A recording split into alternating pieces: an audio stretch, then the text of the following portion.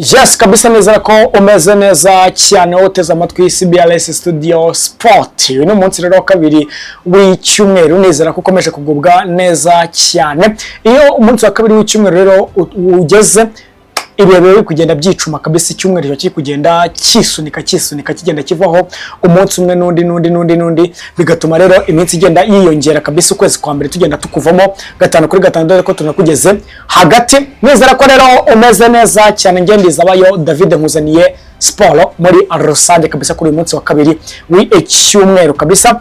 Nizera ko rero umeze neza cyane. Mbere ko rero ntangira n'amakuru yanjye ya sport, reka mbanze nkwibwirire ni gukora subscribe na share n'ingenzi kuri wowe ukurikiye CBRS Studio Sport. Iyo ukoze subscribe bidufasha kugira ngo umubare w'abantu badukurikira ukomeze kugenda wiyongera. Narabwiye ngo iyi channel ni yanyu, iyi channel ni mwebwe ibereyeho kugira ngo mukurikire byinshi cyane bigiye bitandukanye cyangwa se n'ibigezweho n'isi ya sport. Iyo ukoze share rero biba bidufasha kugira ngo n'abandi bantu bagiye batandukanye, impande zigiye zitandukanye, ingeri zigiye zitandukanye zimenye ibyo tugenda tukugezaho, zimenye amakuru ya sport mashyashya kandi agezweho, zigume kuri level ku makuru agiye atandukanye ya sport tugenda tukugezaho gatanu kuri gatanu. Munyemana rero twese cyane mbabwire, turaza kwiganira kuri perezida w'ikipe ya Rayon Sport. Yaje kuba atangaza niki yaje kuba abwira abakunzi b'ikipe ya Rayon Sport, byose muraza kuba mubikurikira. Stade ya Huye igiye kumara amezi 5 ihagaze, iri kuvugururwa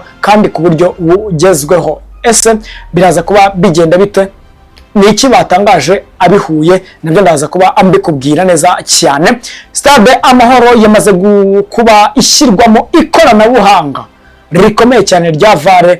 Ese bimeze bite? Iri koranabuhanga rizafasha iki Stade Amahoro? Rizafasha iki umupira wo mu Rwanda muri rusange? Byose nibyo ndibuze kuba nkubwira. Muri APR Football Club nitwavuga muri Rayon Sport ngo tubere kuvuga muri APR. Chairman wabo yaje kubagira icyo atangaza kabisa ku basore babiri, Denis Omedi ndetse no bita Hakim Kiwanuka, bamaze kuba basinyira ikipe ya APR Football Club, kandi agira n'icyo atangaza kuri Darkanovic, umutoza w'ikipe ya APR Football Club. Nyamara abafana bo bari kwifuza ko uyu mutoza yakwirukanwa. Byose no gutegereza tukareba ese bimeze bite, nibyo turaza kuba tuganiraho.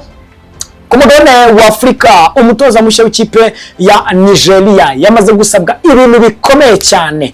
Ibyo bintu rero ni ibihe? Nabyo ndaza kuba ambikubwira. Hanze y'u Rwanda, i Burayi n'ama transfer agiye atandukanye, Cristiano Ronaldo yatangaje iki? Byinshi cyane byose bigiye bitandukanye rwose ngiye kuba ambikubwira muri aka kanya. Njyewe ndi Izabayo David. Munyemana twese cyane duhereye hano mu gihugu cyacu cy'u Rwanda. Perezida w'ikipe ya Rayon Sport bamwita Leo Tade yamaze kuba atangaza byinshi cyane bigiye bitandukanye, abwira abakunzi b'ikipe ya Rayon Sport ko batazigera bongera gutsindwa muri retour ya championnat nk'uko batsinzwe n'ikipe ya Mukura Victory Sport ikabahagarikira agahigo kabo, kuko bari bagiye kumara igice cya saison badatsinzwe na rimwe, ariko ikipe ya Mukura Victory Sport ije kuba ibakora mu jisho ibatsinda ibitego bibiri byose kuri kimwe. Tade akaba yamaze gutangaza yuko ikipe ya Rayon Sport abwira n'abakunzi bayo ko ibi bintu byabaye ikipe ya Mukura batsinda bitazongera kongera kubaho. Rwose bari gutegura uburyo bwiza cyane kandi bari gukora uko bashoboye kose, n'abakinnyi bari kubashyiramo umurari ugiye itandukanye kugira ngo batazongera kuba batsindwa, rwose batazongera kugira bino bihe. Ubwo bivuze mu gice cya kabiri cya saison rero ikipe ya Rayon Sport abantu bayitege cyane ko ishobora kuba igiye kuzana n'ingamba nshya zo kuba itatsindwa, kandi dore ko intego yayo ari n'igikombe. Tukiri mu ikipe ya Rayon Sport yamaze gushimira ikipe y'Amagaju byihariye, rwose ibagurira ikimasa barakibaga, rwose bameze neza cyane abasore b'ikipe y'Amagaju ko batsinze ikipe ya APR Football Club, babatsindiye mu ceba wayo. Rwose ikipe rero y'Amagaju ikaba yashimiwe byihariye n'ikipe ya Rayon Sport. Muzineza muri ikipe y'Amagaju akaba rwose yahawe amafaranga menshi cyane n'abakunzi b'ikipe ya Rayon Sport, bakomeje kwishimira ko bakomeje kuyobora urutonde rwa shampiyona, kandi banavuga yuko igikombe cya shampiyona rwose uyu mwaka ari icyabo nta gukuraho amaboko. Tuvuye mu ikipe ya Rayon Sport, reka ninjiye muri mukeba wa APR Football Club. Ikipe ya APR biravugwa ko abakinnyi babiri yasinyishije, uwo bita Denis Omedi ndetse n'uwo bita Hakim Kiwanuka, batazigera bakina CHAN y'abakina imbere mu gihugu. Ese ibi ngibi byagenze gute? Byatangajwe rero n'abayobozi mu ikipe ya APR Football Club, dore ko abo basore bamaze gufatwa nk'abanyamahanga, kandi abanyamahanga nyamara ntabwo bajya bakina CHAN ikinwa n'abakina b'imbere mu gihugu gusa. Ubwo rero Denis Omedi niwo bita Hakim Konuka n'abasore b'ikipe ya APR Football Club muzabona mu mikino igiye itandukanye no mu gice cya kabiri cya retour ndetse no mu gikombe cy'amahoro bazagenda bakinishwa. Aba basore rero baje kuba basimbura rwose uwo bita Victor Mboma Chukwemeka ndetse no bita Mamadouci rwose uriho urashaka n'ikipe ikomeye cyane igomba kuba yamusinyisha neza cyane. Ikindi muri APR Football Club, ikipe ya APR uwo bita Afande yamaze kuba rwose atangaza ko Darkonovic bafite abatekinisiye bagiye batandukanye rwose. Corneli yamaze kuba rwose abitangaza neza cyane ati Darkonovic dufite abatekinisiye bagiye batandukanye bagomba kureba umusaruro wiwe, nibabona atari mwiza bazamwirukana, nibabona ari mwiza kandi nayo ikipe izamugumana. Nyamara abafana b'ikipe ya APR Football Club bari gusabira uyu mutoza Darkonovic kuba yakwirukanwa nyuma yuko atsinzwe n'ikipe y'Amagaju igitego 1-0. Nyamara bari bamaze kubona occasion yuko ikipe ya Sport ishobora kuba yabasigaramo amanota 2 gusa mu gihe yari yamaze gutsindwa n'ikipe ya Mukura Victory Sport. Nyamara bari bazi ko bagomba kwigaranzura ikipe y'Amagaju, ariko Amagaju aza kuba bigaranzura abatsinda igitego 1-0. Dore ko abakunzi ba Rayon Sport bagiye rwose batangaza ko bishimye cyane kuba Amagaju yabatsindiye ikipe ya APR Football Club. Nayo makuru yavugaga muri aya maklube akomeye cyane mu gihugu cyacu cy'u Rwanda. Mureke twigire kuri stade ya Huye. Stade rero y'akarere ka Huye, akarere ka Huye kamaze gutangaza yuko igiye kumara amezi 5 ifunze kabisa kubera yuko bariho barayivugurura kandi ikabizatwara kayabo ka miliyari 1.5 y'amafaranga y'u Rwanda. Ubwo rero no gutegereza tukareba stade ya Huye nayo ishobora kuba igiye mu stade akomeye hano mu gihugu cyacu cy'u Rwanda. Tukiri muri ibyo by'amastade, stade Amahoro i Remera amaze gushyirwamo ikoranabuhanga rya VAR. Rero ubwo ama equipe rwose akinira hano mu gihugu cyacu cy'u Rwanda akoresha stade Amahoro, Amavubi ndetse ari no mu majongo y'igikombe cy'isi, mushobora kuzabona rero stade Amahoro ikoreshejwemo ikoranabuhanga rya VAR. Rero bikadufasha kugira ngo bya bitego tujya tuvuga ngo abasifuzi bibye, bya bitego tujya tuvuga ngo abasifuzi byagenze gutya na gutya, bibeshye byagenze gutya na gutya, VAR yo ntabwo ijya yibeshya. Ubwo tuzajya rero bituma hari ama equipe arenganurwa ndetse kandi ayarenganaga rwose bikaba bigiye kuba byakemuka kubera iri koranabuhanga rya VAR muri stade Amahoro. Mwemerere twese cyane tuvana mu gihugu cyacu cy'u Rwanda twigiriye ku mugabane wa Afrika ni mu gihugu cya Nigeria.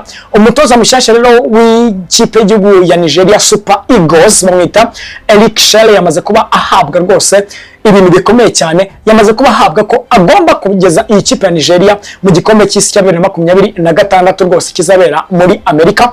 Ubwo rero ikipe y'igihugu ya Nigeria kandi anasabwa ko yatsinda u Rwanda, dore ko ikipe y'igihugu Nigeria iri mu itsinda ry'urupfu ririmo n'igihugu cy'u Rwanda. Nyamara ikipe y'igihugu y'u Rwanda Amavubi ni nayo iyoboye iri tsinda. Ibaza rero nawe kugira ngo u Rwanda ruyoboye Nigeria, South Africa, ibihugu bikomeye cyane muri football ku mugabane wa Afrika. Dusabira rero ikipe y'igihugu y'u Rwanda Amavubi amahirwe rwose yo kuba yazakina agatera imbere akaba yajya mu gikombe cy'isi cya 2026. Nubwo bigoye ariko birashoboka rwose kandi turanabyizeye cyane. Imana yirirwa handi gatahe i Rwanda. Ubwo rero izadufasha ikipe y'igihugu y'u Rwanda Amavubi nibwo itagiye mu gikombe cya Afrika, ubwiheruka mu gikombe cya Afrika 2004, nyamara wenda twajya no mu gikombe cy'isi bwa mbere mu mateka.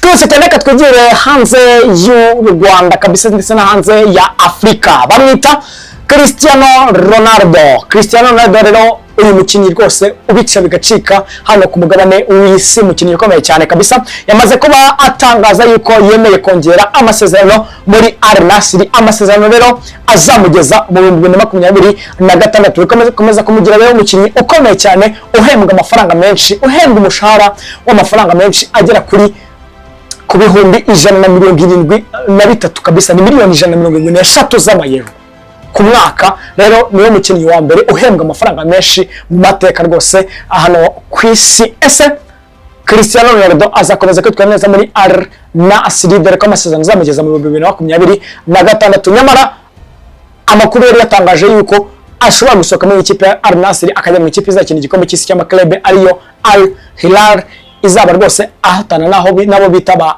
Lionel Messi muri Inter Miami. Ariko Cristiano we ntago bikozwa, we n'umuryango we rwose bishimiye kuba ari muri Al Nassr ari gufatira amafaranga angana kuriya miliyoni 173 z'amayero ku mwaka.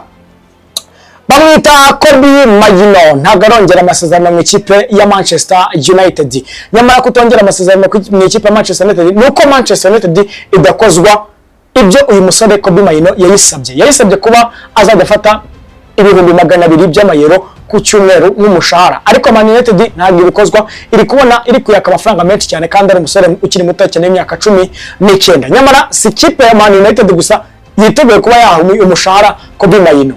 Chelsea na Bayern Munich biteguye kuba bahereza umushahara Kobbie Mainoo ungana n'ibihumbi 200 by'amayero ku cyumweru. Ese iyi transfer izagenda gute? Kobbie Mainoo Man United izamugumana cyangwa ikipe ya Chelsea na Bayern Munich zizakomeza gutanga aya mafaranga, imwe muri ayo ma ekipe ikomeze ibashe kuba yamwegukana abashe kuba yasezera ku ikipe ya Manchester United.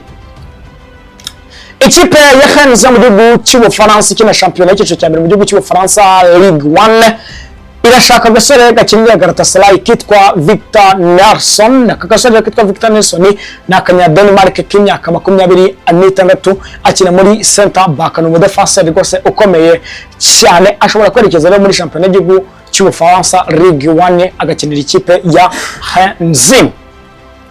Muri uku kwezi kwa transfer window kugomba gusoza uwo bita Dusan Vlahovic ukinira ikipe ya Juventus d'Antwerp yinjiye mu ikipe ya Arsenal. Uyu mwataka imyaka 24 rero w'umunyaserbia ashobora kwerekeza muri Arsenal mu gihe Alexander Isak byanze, nyamara Arteta arashaka aka gasore kitwa Dusan Vlahovic agakuye muri Juventus nyuma yuko n'uwo bita Gabriel Jesus yamaze kuba avunika rwose igihe kirekire. Rero Dusan Vlahovic aramutse aje cyaba ari igisubizo kuri Mikel Arteta rwose kuri striker, dore ko anaburi mwataka kabisa kugira ngo abashe kuba akomeza guhanganira igikombe cya Premier League. Twose cyane rero West Ham iri tayari kuba yasinyisha uwo bita Dominic Calvert-Lewin ukinira ikipe ya Everton mu gihe asigaje amezi 6 gusa kugira ngo contrat ye irangire mu ikipe ya Everton. Ese iyi deal bizaba bigenda bite? Iyo bita West Ham izabisinyisha agasore kitwa Dominic Calvert-Lewin imukuye mu ikipe ya Everton.